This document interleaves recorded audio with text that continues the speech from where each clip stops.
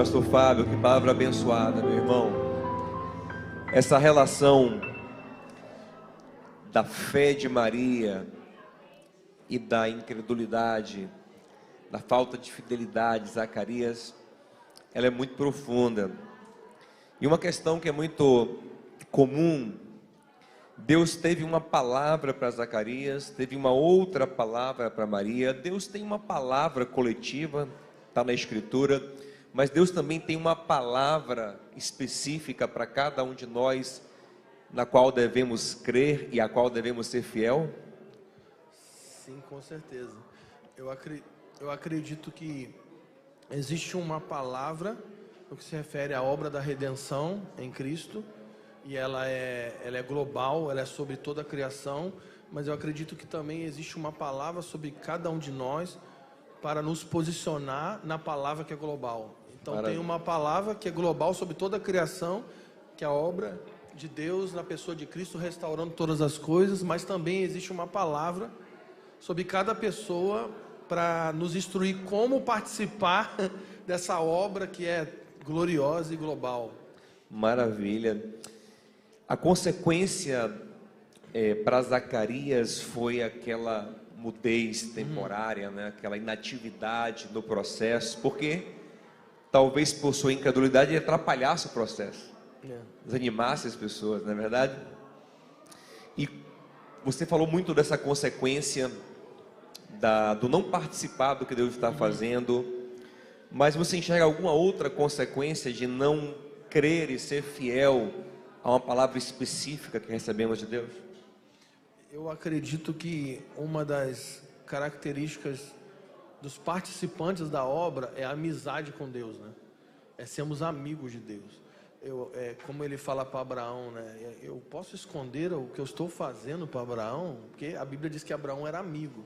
Então, eu acho que a pior coisa de não participar daquilo que Deus está fazendo é não experimentar essa realidade da amizade com Deus. Que mais do que fazer coisas na obra, é sermos participantes, não porque Ele precisa da gente, mas porque Ele tem o prazer de nos incluir na sua obra, porque Ele deseja ser o nosso amigo. Então, para mim isso é aterrorizante, pensar que eu estou me afastando da amizade de Deus, não de fazer coisas para Ele.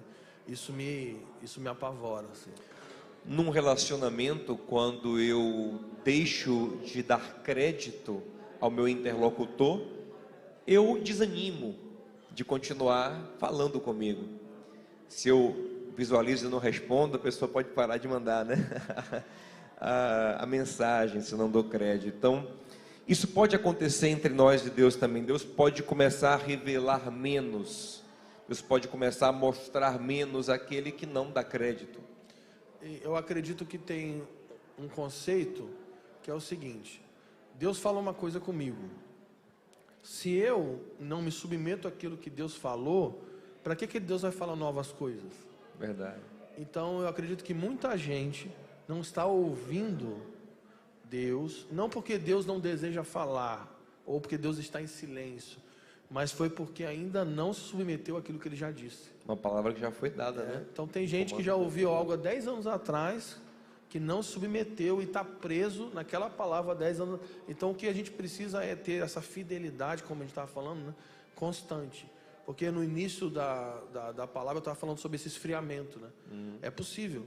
Nós temos pessoas agora cheias do Espírito, que estamos ouvindo Deus, que estamos queimando de paixão por Jesus, mas por causa da nossa incredulidade, daqui a 2 meses, 3 meses, 6 meses, nós vamos estar nos esfriando.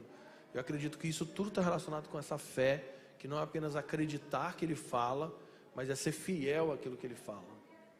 Amém. E interessante que essa palavra, por mais que seja específica, ela toca em outras vidas. Ela toca em gerações, ela toca na sua família. Então é muito importante nós sabermos que as direções que Deus nos dá, elas nos tornam responsáveis por outras vidas. Não é só uma coisa, não é minha, se eu não quiser, Deus não faz, passa para outro. Tinha um projeto maior, tinha um plano maior que passava por Zacarias, que passava por Maria. Eles precisavam estar atentos à voz de Deus pelo outro também, né? E você imagina um sacerdote que trabalha falando, né? Ensinando, instruindo, e ele fica mudo. Eu acredito que foi uma disciplina de Deus, porque Deus disciplina aqueles que Ele ama, né? Hebreus fala isso. É uma disciplina para Zacarias, não para afastar Zacarias, mas para aproximar. Eu tenho certeza que quando João, né, nasce, tem aquele momento, né, de dar um nome e tal, e ele quando ele abre a boca e começa a profetizar e começa a falar, eu acredito que ele foi aproximado. E como você disse, a minha sujeição à palavra não está relacionada apenas comigo, mas está relacionado com tudo aquilo que eu estou envolvido. O maior exemplo disso é o próprio Adão. Quando ele desobedece a Deus, e havia uma palavra: se você me desobedecer, você vai morrer. Quando ele não se submete à palavra de Deus, a maldição da morte não afeta apenas Adão, não afeta apenas a sua família, mas afeta toda a linhagem de Adão. Logo, uma decisão de Adão, ele afeta tudo que estava envolvido. Então, isso por causa da desobediência, mas a obediência também é uma verdade. Então, se eu me submeto à palavra, tudo que está envolvido com a minha vida, todo o ecossistema que eu estou envolvido, vai ser beneficiado, abençoado por o favor de Deus na minha vida. Eu creio muito nisso aí. E para encerrar, já que você tocou em Adão, o diabo ele é especialista em colocar em nosso coração uma dúvida acerca do que Deus falou. Geralmente ele parte do que Deus falou, mas dá uma distorcidinha, né? Porque se ele falasse uma coisa muito distante do que Deus falou, a gente, opa, tem nada a ver. Mas ele fala algo que tem a ver, é parecido. Quer dizer que ele não deixou comer de tudo, né? Quer dizer que está escrito que aos teus anjos dará ordem ao teu respeito. Então ele vai ali próximo do que Deus falou para nos confundir. Aí como é que a gente faz em relação a isso? Então, isso que você falou talvez uma das maiores lutas nossas. Eu estava falando no início da palavra. Uma luta que nós temos contra fortalezas, sofismas, que se levantam contra o conhecimento de Cristo. Então, o que é um sofisma? O sofisma é uma mentira que tem aparência de verdade, né? É um raciocínio lógico que faz sentido, que pode ser harmonizado com a Escritura, mas que é anti-Deus. Então, o Satanás, ele é especialista. Ele não fala para Eva, né? Olha, o que ele falou é mentira. Na verdade, o que ele faz é distorcer o que Deus falou. Então, essa é uma luta hoje. Um falso evangelho, um falso ensino, uma falsa graça.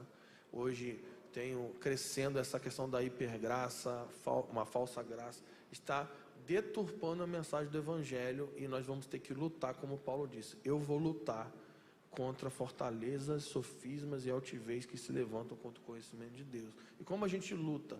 Nos voltando para o evangelho. Então, como é que eu luto contra o falso evangelho? Não é apontando os erros do falso evangelho, mas é pregando o verdadeiro. Se eu prego o verdadeiro, a própria pregação do evangelho, ele denuncia o falso. Então, essa é uma grande luta. Nós não apenas ouvimos o que Deus fala, não apenas sermos fiéis àquilo que Ele fala, mas propagarmos com exatidão aquilo que Ele falou. Porque isso que você falou é muito forte, a deturpação do evangelho. Amém, meu amigo. Muito obrigado por ser Prazer, um instrumento de Deus essa manhã para a gente, viu? Prazer. Deus te abençoe muito. Valeu. Tchau, gente. Um beijo. Até a próxima.